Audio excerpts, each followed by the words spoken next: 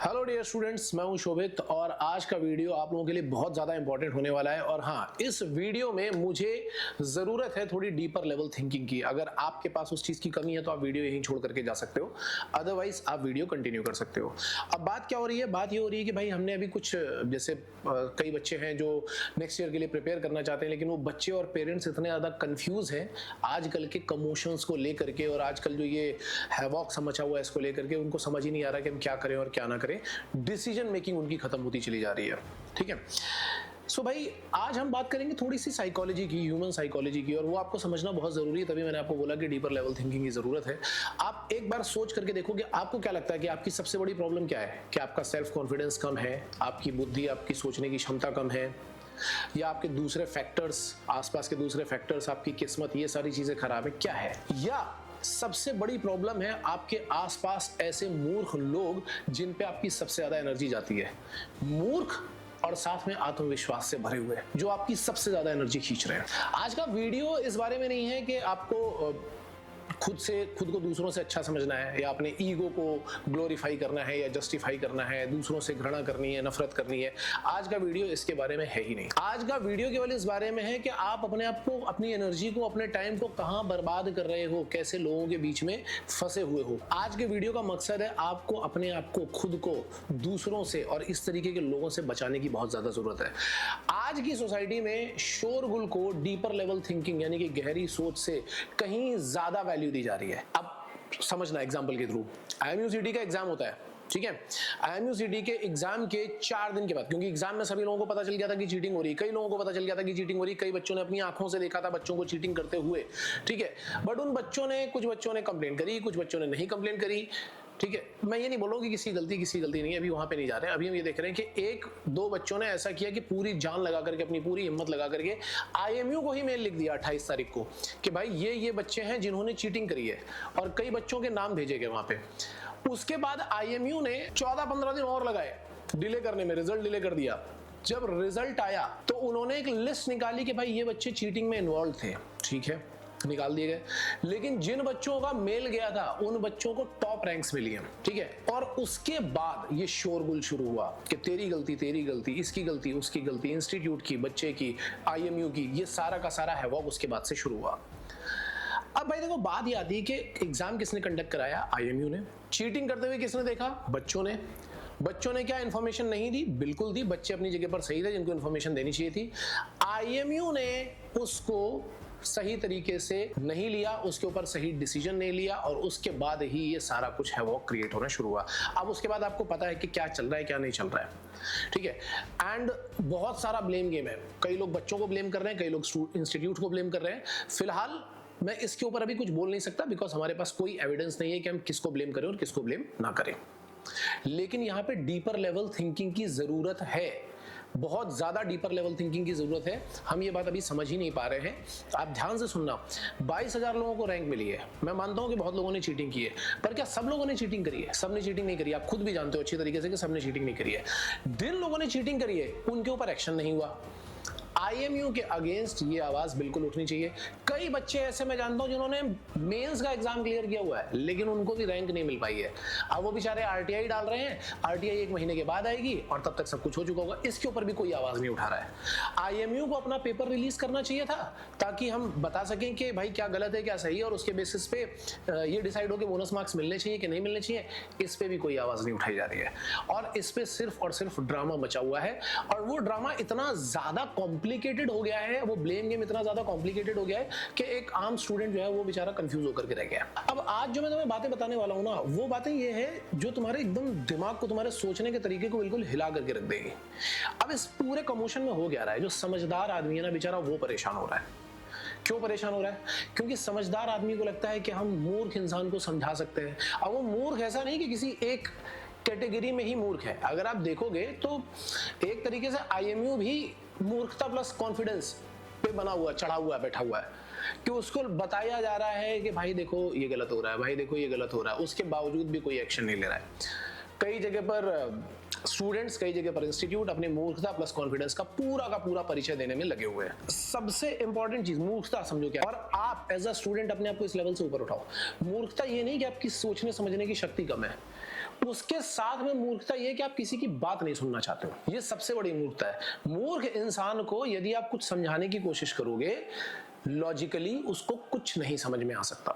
उसका क्या रिस्पॉन्स होता है अगर आप मूर्ख इंसान के साथ में बहस कर रहे हो, समझा रहे हो, तो या तो वो अपना गुस्सा दिखाने लगेगा, या फिर वो उल्टे सीधे मजाक करने लगेगा, या फिर वो आपके ऊपर ही ब्लेम गेम खेलना शुरू कर देगा कि तेरी गलती तेरी गलती तेरी गलती, ये काम हो रहा है। तो मैं आपको बोलूंगा कि एज अ स्टूडेंट आप ये सोचो कि आपका लॉन्ग टर्म विजन क्या है, जीवन में आपको क्या करना है। आपको ऐसा तो है नहीं कि आप एक हफ्ते, 2 हफ्ते, 1 महीने, 2 महीने का गेम खेलना है। जब आपको किसी इंस्टीट्यूट में एडमिशन, जैसे इंस्टीट्यूट का ही एक एग्जांपल ले लेते हैं, आजकल यही बहुत चल रहा है कि इंस्टीट्यूट, ये इंस्टीट्यूट, वो इंस्टीट्यूट का एग्जांपल लेते हैं। आप क्यों नहीं डीपर लेवल की थिंकिंग देख रहे हो? शोरगुल क्या होता है? शोरगुल होती है मार्केटिंग।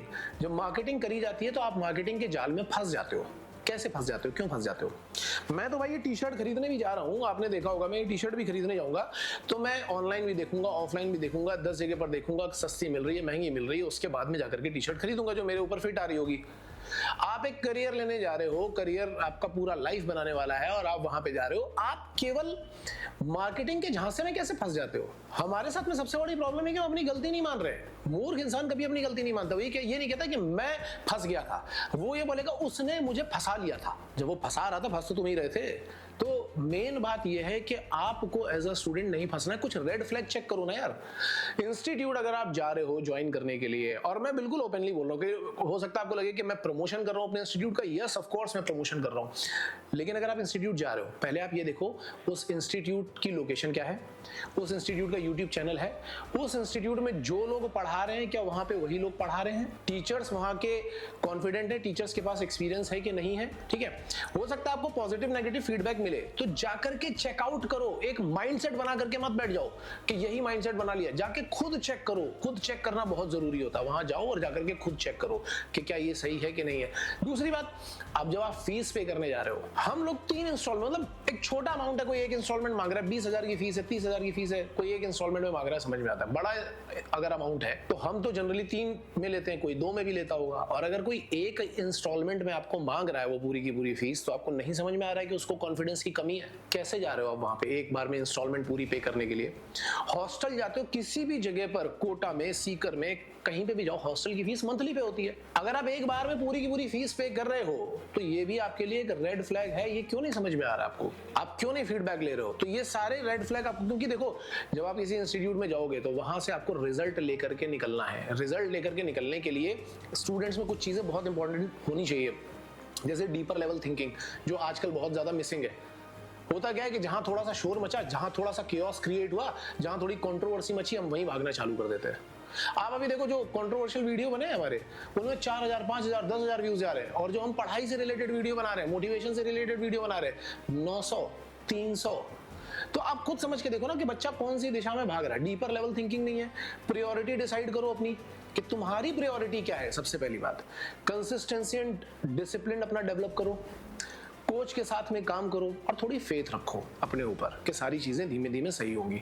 और सबसे इंपॉर्टेंट चीज है कि ऐसे मूर्ख लोगों से कैसे बचा जाए। देखो, एक मूर्ख इंसान जो मूर्ख है लेकिन फिर भी उसको थोड़ा डाउट है, अपने ऊपर शक है, तो ये इंसान उतना नुकसानदायक नहीं होता। लेकिन एक मूर्ख इंसान, मूर्ख मतलब सोचने समझने की शक्ति कम है, प्लस सुनना भी नहीं चाहता और बहुत ही कॉन्फिडेंट है, ये अराजकता फैलाना लगता है। अब वो अराजकता फैलाने वाला कहीं पे भी कैसे भी हो सकता है, आपको पहचानना पड़ेगा। मैं मतलब इसको कैटेगराइज नहीं कर रहा हूं, बट मैं आपको ये बता रहा हूं कि चाहे वो इंस्टीट्यूट हो, चाहे वो स्टूडेंट हो, चाहे वो आईएमयू हो, कहीं पे भी हो, आपको इस चीज को पहचानना पड़ेगा। और इससे बचने का सबसे बढ़िया तरीका पता है क्या है? अपने ईगो को जस्टिफाई करना या इन लोगों से नफरत करना, ये सब करना नहीं है।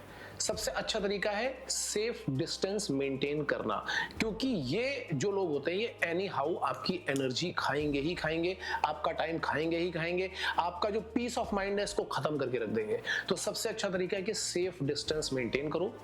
सोचो, आधे घंटे, 1 घंटे, 1 दिन, 2 दिन बैठो, सोचो, रिसर्च करो कि अपनी प्रिपरेशन के लिए आपको क्या करना है। और हर जगह रिस्पॉन्स देना, हर जगह रिएक्ट करना जरूरी नहीं है। बहुत बढ़िया तरीका होता है, बहुत सारे डिस्कशंस, बहुत सारी बहस, बहुत सारे आर्ग्यूमेंट केवल बकवास करने से, रिएक्शन करने से, गुस्सा करने से, ईगो दिखाने से नहीं जीते जाते। कई सारे डिस्कशंस ऐसे भी होते हैं जो चुपचाप साइड से कट के निकल लो, वहां से भी जीते जाते हैं। तो एज अ स्टूडेंट आपको ये सीखना है कि हमारा टाइम कहां से बच सकता है, हमारा फ्यूचर कहां पे सिक्योर हो सकता है, ठीक है। और इसके लिए भाई देखो, हम भी कोचिंग इंस्टीट्यूट चलाते हैं, हम अपने सारे वीडियो, सारी चीजें, हर चीज वहां पे डालते हैं, यूट्यूब पे डालते हैं। आप हमारे वीडियोस देख सकते हो, हमारी प्लेलिस्ट चेकआउट कर सकते हो। हमने वन शॉट वीडियोस भी डाल रखे हैं, हमने PYQs भी डाल रखे हैं, हमने बहुत सारे लेक्चर्स भी डाल रखे हैं, पेपर एक्सप्लेन करना, पेपर का पैटर्न एक्सप्लेन करने के ऊपर वीडियो बना करके डाल रखी है। सारी की सारी चीजें आप चेक करो। हमारे पास जब आप कॉल करोगे तो हम सबसे पहले ये पूछते हैं कि आप प्रॉब्लम क्या फेस कर रहे हो। बहुत बच्चे बोलते हैं सर फीस कितनी है। फीस पे करने से पहले ये बताओ कि तुम प्रॉब्लम क्या फेस कर रहे हो, कोचिंग इंस्टीट्यूट ज्वाइन क्यों करना है, क्या प्रॉब्लम फेस करी। अगर हमारे पास उसका सोल्यूशन है तो हम पहले आपको सोल्यूशन बताएंगे, फिर हम आपको फीस बताएंगे। और अगर हमारे पास उसका सोल्यूशन नहीं है तो हम पहले ही मना कर देंगे, ठीक है। तो बिल्कुल सिंपल सी चीजें यार, मेरे हिसाब से 2-3 चीजें मेंटेन करके रखो। सबसे पहले डीपर लेवल थिंकिंग, दूसरी चीज आपकी priority, discipline and consistency, that is it. उम्मीद है आपको ये वीडियो में बताई हुई बातें समझ में आई होंगी, और अगर ये समझ में आ रही हैं तो इनको अपनी लाइफ में यूटिलाइज करो, अपना टाइम और अपनी एनर्जी बचाओ। Okay, so with this information, Shobhit signing off, all the best guys.